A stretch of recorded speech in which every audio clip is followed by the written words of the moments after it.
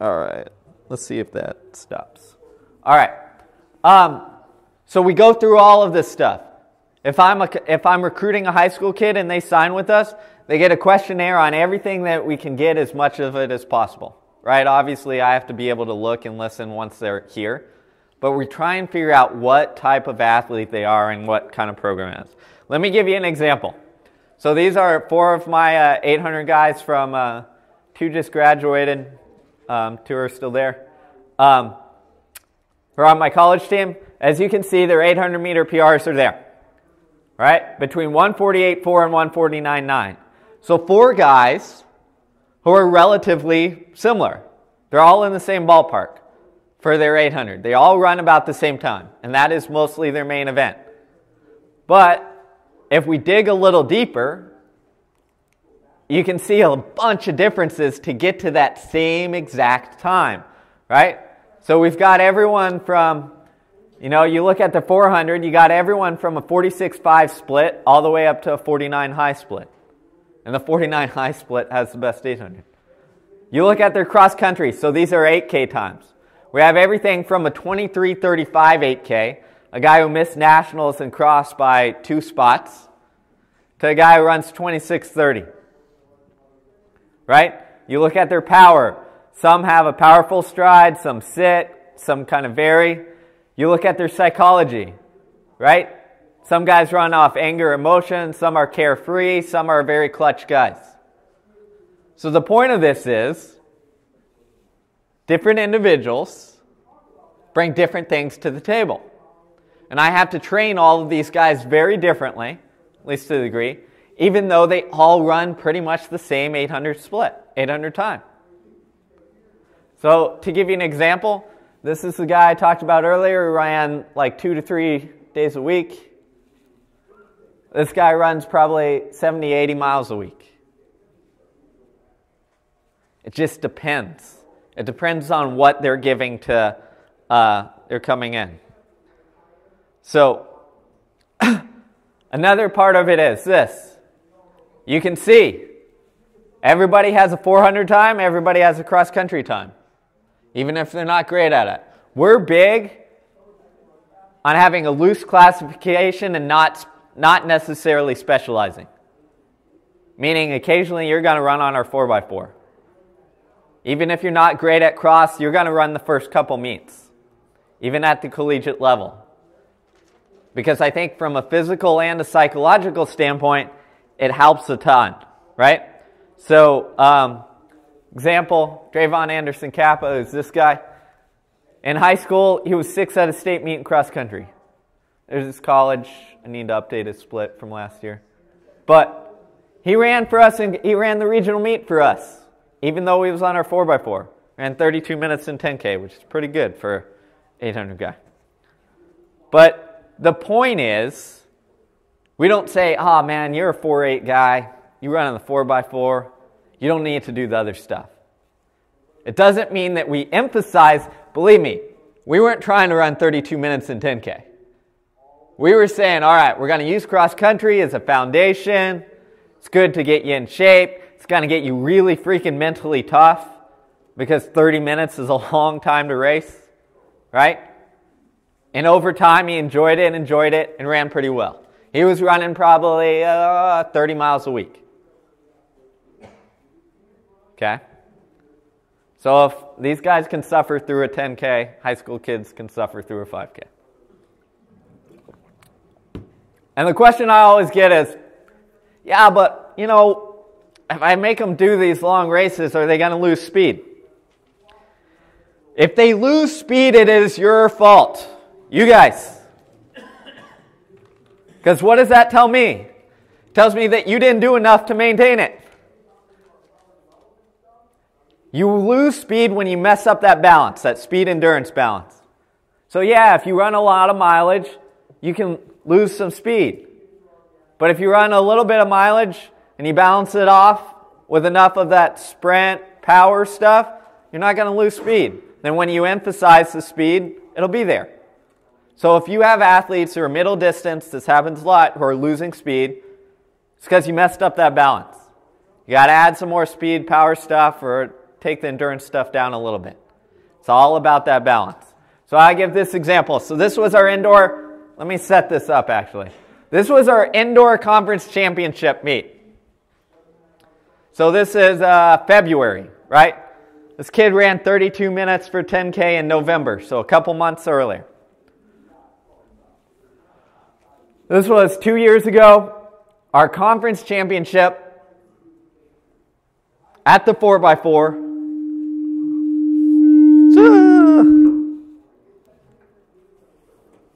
Sorry, let me see if I can fix this real quick. Let me see.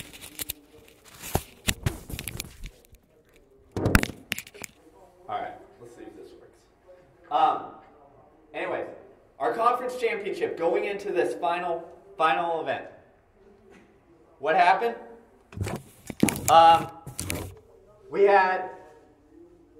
We were tied with Tulsa, points-wise, and UConn had 1 point behind. So into the final event, you had basically a three-way battle for first place. Whoever won the 4x4 won. Right?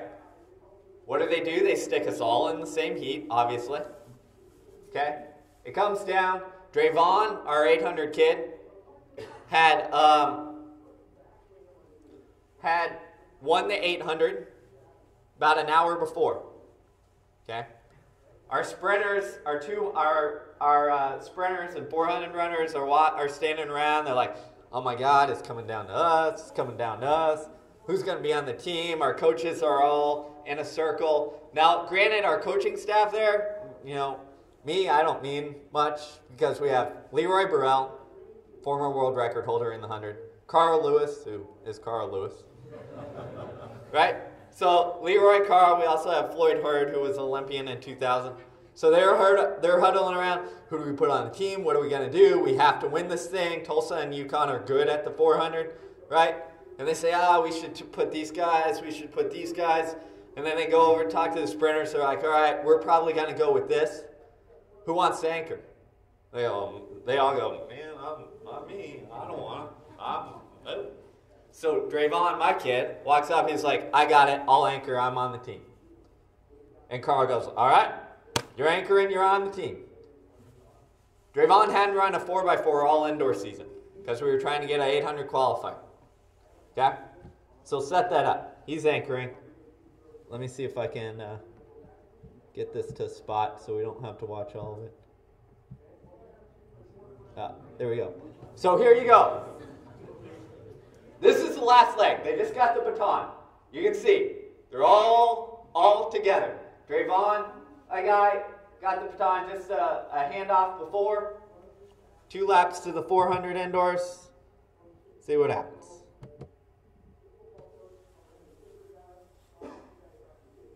The guy from UConn has run 46. The guy from Tulsa in third, he's run 9.95 in the 100. Keep that in mind. They have way more speed than he does. Last lap.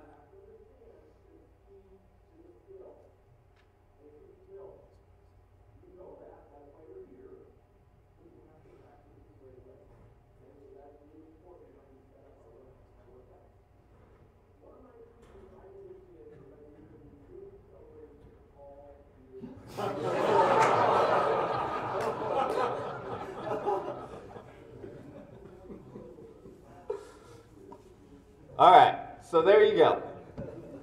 Right? There you go. So the point is, that's the guy who ran the 10K cross country. He had the speed because we maintained it. If you maintain it, you got it. And as I said, he's clutch. So let's go into developing workouts a little bit. So I'll give you 4 rules for developing workouts. Middle distance applies to everything though. Number 1, there are no magic workouts. If you expect to come in here and get some secret formula, I'm sorry, I'm sorely disappointing you. Okay? There is no magic formula. 455 aren't necessarily better than 340. Just depends on the time. Okay? I'm still going to give you workouts for you workout guys, so don't worry.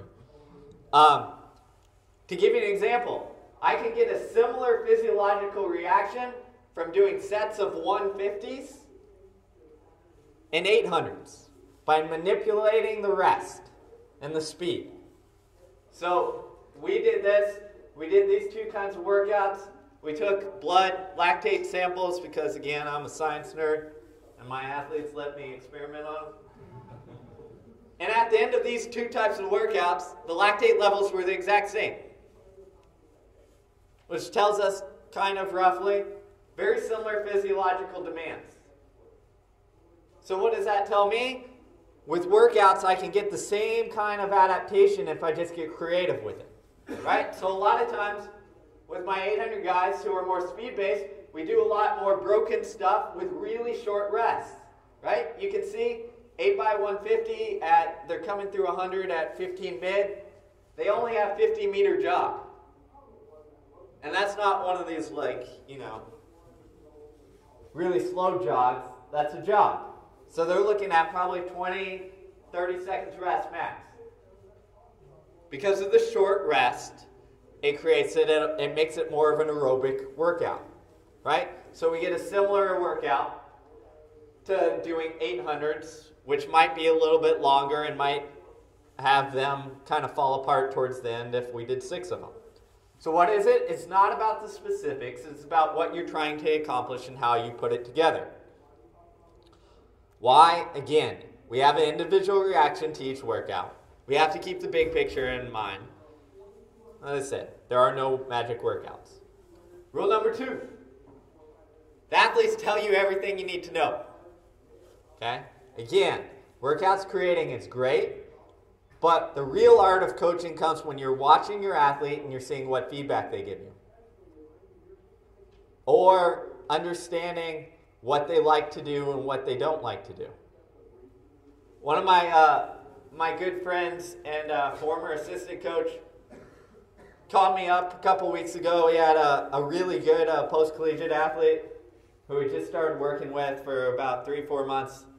And calls me up, he's like, "They're doing great on workouts, but races come and they can't put it together.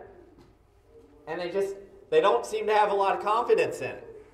And I sit there and I ask them what they do and all that stuff, and then I say, have you thought about asking them what workouts give them confidence? No, I didn't ask that. Try that. So he goes, asks, hey, what makes you feel really good on race day? What gets you primed and gives you confidence? This workout does. So he didn't change the whole program, but he just instituted, all right, 2 weeks out from your next big race, we're going to do this workout. Happens 2 weeks out, does the race, drops his mile time 10 seconds from what he'd been running. Again, sometimes it's athletes tell you stuff, you just have to remember to ask. Everything's kind of a test. Coaching is seeing their reaction. So what does that mean? When I write a workout, and when you guys write a workout, you have an expectation of what they can do, right? If we write 400s with a minute rest, you think, okay, I think they can do this, and I think they can get it done, maybe just barely. That's your expectation. Whether they really succeed or whether they fail, that's data telling you, giving you feedback, which allows you to adjust for next time. So take that into consideration. Again, you can look at their signs and systems, body language, emotional reaction, pre-workout, right? Because sometimes what happens is I'll write a workout and I'll think, this isn't that bad. They can handle it. But to them, they look at it and they think, oh my God, that's really, really tough. But in my head, I think, that's an easy, moderate workout. So if I never asked them, if I never got their reaction, I wouldn't know that. So what we did one time, again, my athletes are all guinea pigs, is we took RPE. Was that the rating of perceived exertion? So how hard they thought the workout was going to be. And then afterwards, we had them rank it how hard it actually was. Okay? So what I did is I took my athletes and had them rank how hard it was from a 1 to 5 scale. 1 easy, 5 really hard. And then I went to my assistant coaches. And I said, hey, for Brian's workout, what do you think it was? How hard, 1 through 5? I went down and did that for everyone. So what you have here is the red is the coach, what it ranked. The black is what the athlete ranked. And a lot of times they're pretty similar. But every once in a while, like right here on this workout, the coach thought it was, on average about a 2.5. The athlete thought it was a 4. That's a big difference. If the coach didn't ask the athlete, then the athlete's thinking, God, I really cranked it today. I worked out really hard. And the coach is sitting there saying, you know what, that was pretty hard, but they probably don't need that much recovery afterwards. Right? So understand what their reaction is. What you got in your head isn't always there. Rule number 3. Workouts are not predictive. They're not developmental. If I ever hear a coach or athlete ask me, hey, I did this workout, a 4 by mile at 4:30 with 3 minutes rest, how fast should I run a 5K? If I hear that, it drives me up the wall, so don't ask me. The reason is I have no idea. Because the reason you're doing these workouts isn't to predict what you're going to do in the race. It's to prepare you for what you're going to do in the race. It's to get you to be able to do that. The example I like to give is a couple of years, 2 years ago, I had 3 post-collegiate women who all ran between 15:12 and 15:24 in the 5K. Okay? 3 of them. If you looked at their tempo run, one, best tempo run ever, was 4 miles at 5:30 pace. She ran 15:12. Another ran 6 miles at 5:25 pace was her best. She ran 15:24. Third girl could go 10 miles on a tempo and not be trashed at 5:25 pace. She only ran 15:20. Now if I said, hey, to run 15:20, you have to do this on this tempo run, for 2 of those athletes, it would be wildly, wildly off. Right? So don't make it predictive. Don't be like, oh, you have to run this to run this in the race. It doesn't work like that. So another, workouts are norm-based. What do I mean by that? How you define yourself matters. Okay? On the right, you're a miler. I hate when people say that. No, you're a runner. You should be able to run everything. You're a middle distance athlete. No, you're a runner. Doesn't mean you have to excel at everything, but you have to be able to do everything. You got to break these mindsets of people thinking, oh, I run the 400. No, you got to be able to do more than that. How powerful are these things? Well, let me give you an example, again, from science. So a couple researchers experimented with an elementary school. Okay? And what they did is they brought these separate elementary school teachers in. They had the class roster. They told the teachers, before the class started, what each kid's IQ was. They said they took an IQ test. Here's what each kid scored.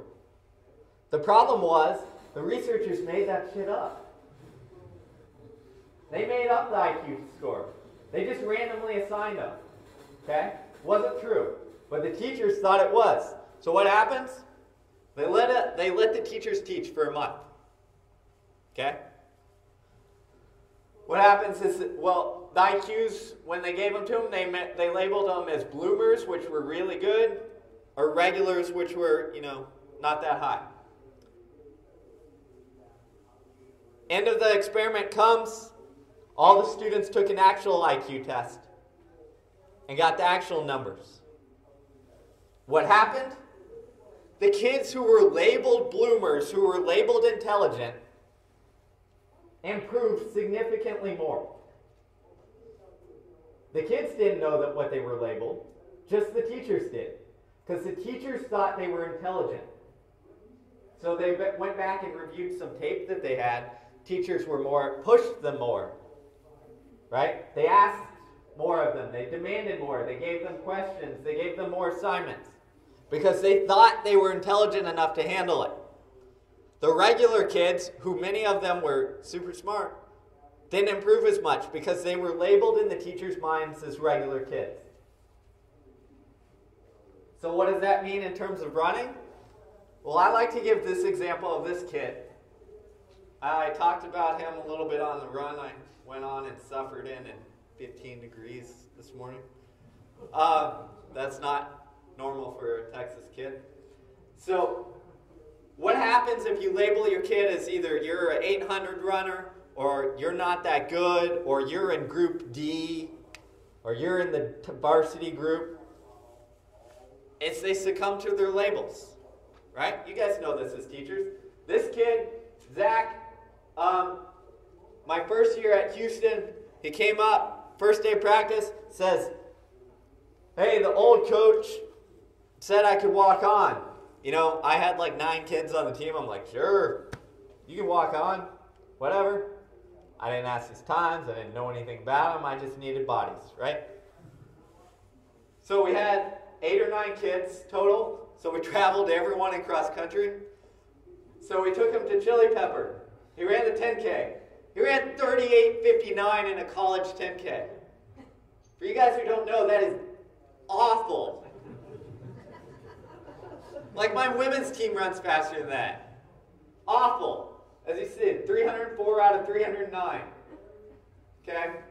It's awful. It was so bad. He finished like, I don't know, 6-7 minutes behind our last guy. 6 minutes, I think, besides him. It was so bad. Everyone finished. We look around. We're like, oh, where's Zach? I must have dropped out. So we all walk back to our camp. We're all doing our camp stuff. Zach walks up. I'm like, hey, Zach, man. Guess it didn't go well. Where did you drop out? He's like, no, I finished.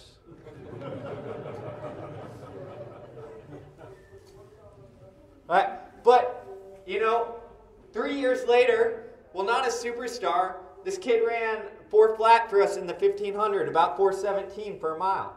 That does something for us. That's good when you used to run 39 minutes. Okay? If we would have labeled this kid and been like, oh my God, you suck, he never would have got there. Right? So regardless of where they come in, as a coach, we treat them as, all right, let's get you better. Let's get you better. Not to belabor you with stories, but we've had a couple athletes there. I had a girl who came in, walked on as a 5:24 high school miler. Last year, she was our conference steeplechase champion. And she doesn't look like she could steeple at all, but somehow she does. But if you apply these norms in these groups, you can hold them back. So, what do we look at? We establish their norms. What does that mean? We establish what they are used to doing. Okay, when they come into college, for example, I ask them all the training. What are you used to? What's your norm? What do you think is hard? I use 2 post-collegiate examples for 800 runners who run about the same. Leah Wallace, the girl I coach, her tempo runs, she was used to, hey, if I do 4 miles at right about 6-minute pace, that is fantastic. Phoebe Wright, a really good friend, she can run 4 miles at 5:30 pace and feel okay. They run about the same time. Establish what they're used to, because what their norm is determines what is hard or what is easy for them. What determines what is hard or is easy isn't what you plug into a calculator and spits out what they should run their intervals at. Because it could feel really easy. Could be really hard. Just depends. So understand what their norms, and then your job is to take them out of them and evolve them. How do we do that? With our workouts, as you guys have probably seen, we try to change and evolve. Every time we do a workout where we're trying to build a component, we're either qualifying it or we're extending it. Qualify it, adding speed, getting faster, decreasing the rest, extending it, improving volume, lengthening out in intervals. Again, how? You apply a disturbance, right? A stimulus. Qualify, I talked about that. we're trying to manipulate the workouts to keep getting better, right? So what am I talking about? All right, because I know I can get confusing. If I take an 800 athlete who's run 149, pick one of the 4 guys I showed earlier. If his specific race workout right now is 4 400s in about 55 seconds with 4 minutes rest, I'm saying this is what he does right now at the effort that I want him to. And I say, okay, I got a couple weeks. How do I get him better at this? What we do is we first start and we say, look around. Look above and below. What is limiting him from getting faster at that workout?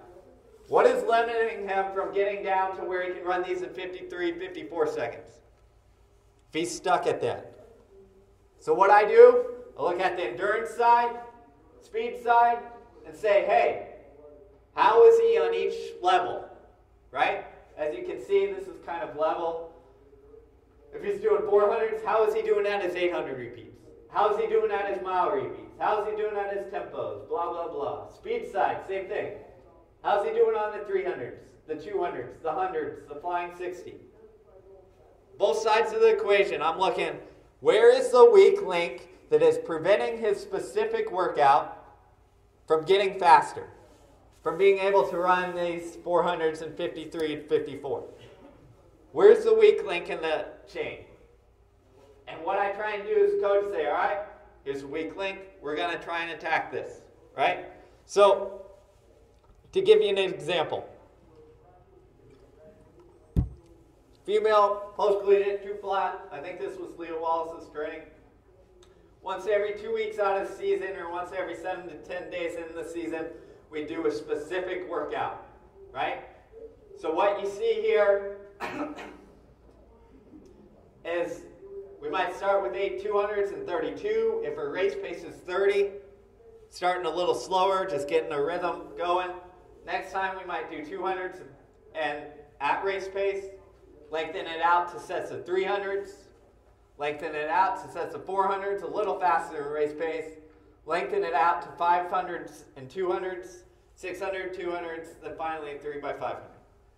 Again, we're looking at progressing. So if we're doing this once every 7 to 10 days, what in the world are we doing in between? If we go back here, we're trying to work on the endurance or speed side with our other workouts. Trying to make sure we're eliminating the weak link that allows us to progress from here to here. From here to here. What's the weak link? Does that make sense? Hopefully. If not, well, I'm sorry, guys. So again, if I looked at workouts, what am I trying to do? Whenever I create a workout, I'm asking step 1, number 1, what are they used to? Where are they at right now? What is their normal? Step 2, what direction am I trying to shift their norm in? What does that mean? Speed, endurance. What am I trying to do? Rest. Am I trying to get shorter rest intervals? Am I trying to get faster? Am I trying to increase the volume? What direction am I trying to adapt in? Step 3, how big? Right? Talked about this a little bit earlier. How big do we need to get the change? Are we trying to gradually ramp it up? Or is this a go big or go home workout? Those are the 3 questions I ask whenever I develop a workout or a workout plan for somebody. That's it. Go through that list. I wanted to add in, before I give you some examples, I got a lot of questions this morning on strength training. So, what we do is focus on a couple things. At the beginning, we focus on postural development. You can call it core, whatever you want to call it. But having the foundation, right? Then what we do is we go into a power phase. We might start off with some med ball throws. And then for some more speed-orientated athletes, we'll actually do some lifts, some Olympic lifts, squats, cleans, all that stuff. Depends if you can get by on that. But posture first, power second. With my endurance kids, they'll stick with more med ball explosive work. Because distance kids have a fear of stepping inside the weight room. Then what we do is we get reactive, right? So we've got posture down, we've got some strength and power down. Now we're getting reactive. We're trying to get that ground contact time spent on the ground really short. So plyos and reactive strength. And then what we do is we kind of put it all together. So I want to give a couple examples real quick, show you what I'm talking about. So this is an example from Mark English. He's run 144 for 800. He was an Olympic semi. He made the semis last year in Rio. He's a very speed-oriented athlete. He runs on. He's Irish. He runs on the Ireland 4x4. He's split 44 high. Very speedy, right?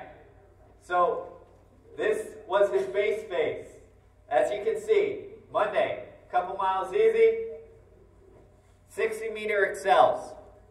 With him, we are always working on speed because that guy is fast and reactive, right? So keeping that there. Tuesday, what are we doing? 400s and 72 to 70 with short rest. What is that? That's an aerobic workout. Just because we're doing 400s doesn't mean it's speed.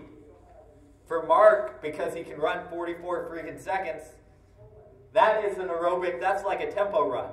All we've done is just said, hey, because you're not going to be able to handle, a long tempo, so we're just going to do short reps with really short rests that aren't that fast. For a guy that fast, 70 isn't that fast. It's pretty aerobic. So again, know what you're trying to do, knowing what you're working on. Wednesday, slow, easy. Thursday, slow, easy. Friday, a little strength and power, speed and power, 45 seconds and 30 seconds uphill. Okay? Saturday, 2 really short shakeout runs. Sunday, with Mark, instead of the long run, instead of going out and running for 90 minutes, what we do is we trick him. Okay? So we do 25 minutes, 3 times, with a break of 5 minutes of general strength in between. Lunges, planks, body weight squats, all that good stuff. And what you're getting is you're getting 3 by 25 minutes of running, right? But you're also getting heart rate and stuff stays up because he's not sitting around resting, he's doing a strength circuit. So in the end, we're getting 90 minutes of quality aerobic work, but it isn't 90 minutes straight through of just him running through. Because if I told him to run for 90 minutes, it would get really sloppy at the end. And he couldn't handle it. Right? End season. We look at how things change, right? Monday, instead of just, doing some 60 excels, specific work. For him, that would be 2 sets of 200, 400, 200, where he's going 24 through the 2s and 50 through the 400. So really cranking specific work. Stuff that's at race pace or faster. Tuesday, medium long. Wednesday, really short, easy. Thursday, again, he's a speed-orientated guy. We always have to be having that pure speed in there. But as you'll see, instead of doing a couple 60s, what we do is during the season, we lengthen it out so we get a little speed endurance component. So it becomes more of working on like the 400, right? Because we've got a couple hundreds in there, a couple 150s. Friday, kind of an anaerobic capacity, speed endurance work. Really short, really simple, 350, 300, 250. But as you can see, the paces are 49, 46 second 400 pace. So really dang fast. Saturday, easy. Sunday, instead of a long run, because we have that little medium long thing over there, instead of a long run, we have what we call like an aerobic support, more specific aerobic workout, where he's just doing a couple 800s and a couple 400s that are not that fast for him. So when you run 144, 215 isn't that fast. So this is an aerobic day. So as you can see, I'll flash back and forth, but you can see how things, again, lots of months and months in between these things, or weeks and weeks, but you can see how things evolve from here to where we're getting here. And then what this is like the dense work of competition. And what you'd see is during a race week, maybe Monday would be a hard workout, Wednesday or Thursday would be some rhythm work, and Saturday would be a race. So the density of work would be really short, and he'd have an off day. So this is a speed type athlete. So I want to show a couple comparisons of Mark and then of Nick Simmons, who's a friend who I do not coach, but I have his training log. You can see Nick's run 142, but if you compare what they do, they've gotten there a different way. Because Nick, if we classified him, it's more like an 800 runner who also can run the 1500, who also has some endurance. That's why he can run 90 minutes. That's why he can do tempos at 5:10 or 8x800s, right? Once they get to their specific work, they're pretty similar. I didn't put that up there, but they're pretty similar. But at the extremes, they take different things. Because Mark can run 44 and Nick can run 46 something. So they're different animals. So you have to treat them differently. Another quick example to give you guys, it's Leah Wallace again, mentioned her a couple times. 2 flat and 800. This is more of an endurance-based 800 runner at this level.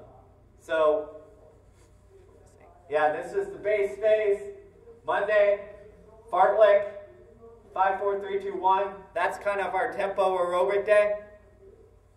Tuesday, 6 miles with strength. Wednesday, again, some excels. One thing you should notice, though, is with her excels are followed by an easy day because she's not quite as quick at this point. So she needs another day to recover from her. Mark could do excels all day, and because he's such a speed guy and used to it, doesn't bother him.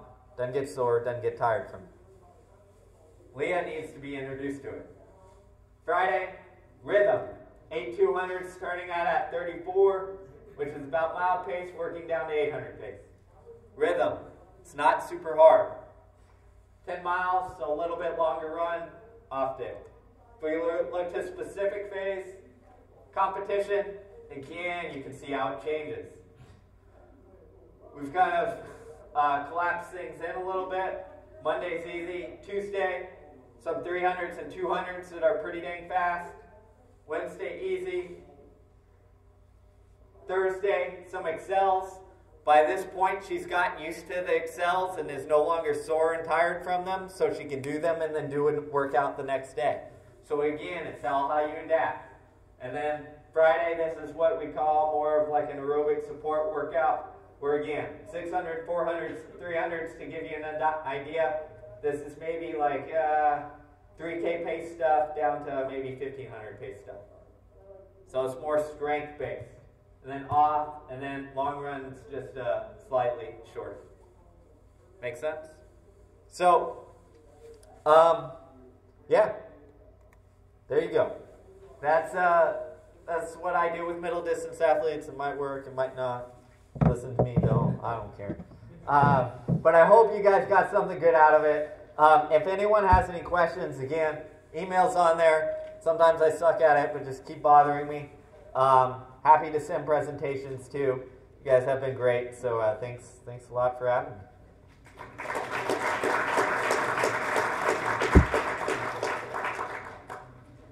Do you care what their pace is on an easy run? No, most of the time. I only care if this is what I care about on easy days. If they're running so slow that their mechanics just go to crap, or if they're running so fast that it's starting to take away what we can do on the workout. Besides that, I let them run by feel.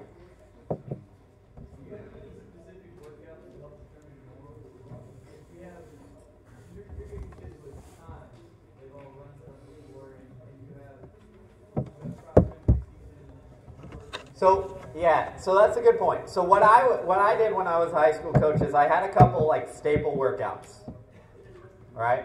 Like staple introductory workouts for the kids that joined the team, and we'd put them through. One would be something short, one would be something relatively long for them. We track that and see what they did, and that would become our baseline at the very beginning. So if Yeah, yeah. It's a good example.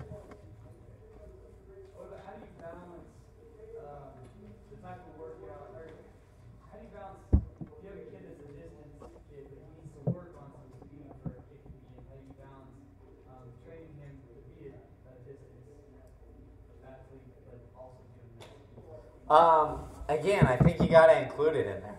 So occasionally, again, you're going to maybe take things away from things, but I think that comes back to like, what's the limiter, right? Is having a kick, is having a speed going to help take them to the next level? If it is, then we need to take a block of time and focus on that. Instead of just saying, all right, this is what endurance, this is what distance runners do, we're just going to keep doing that.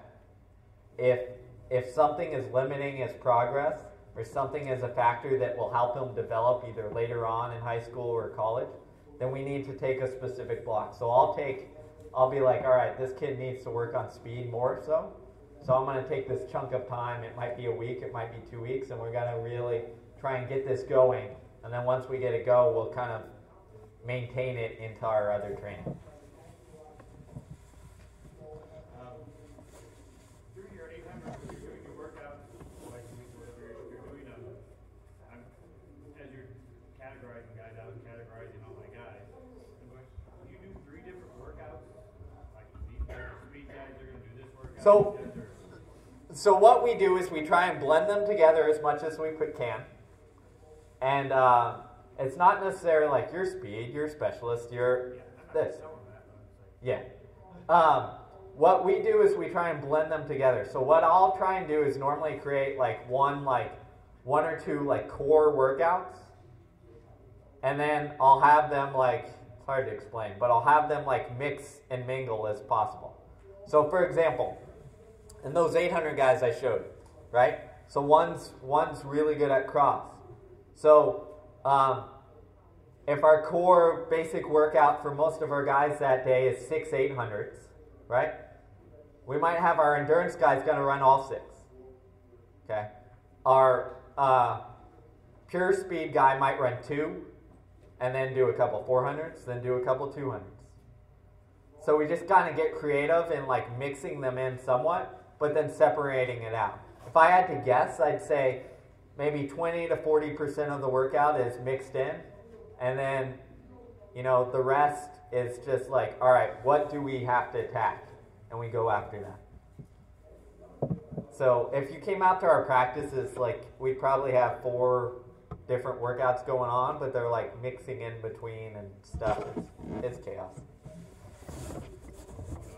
Yeah, no, it's chaos. And I get it. At the high school level, it's pretty tough. But as I said, I mean, I have men and women at the same time on the college level, so I'm out there with probably, 40 athletes or so. Cool.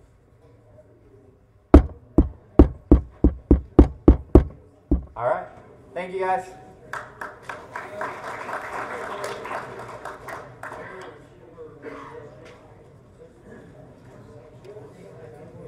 Consider the offseason. You got to cross indoor, outdoor.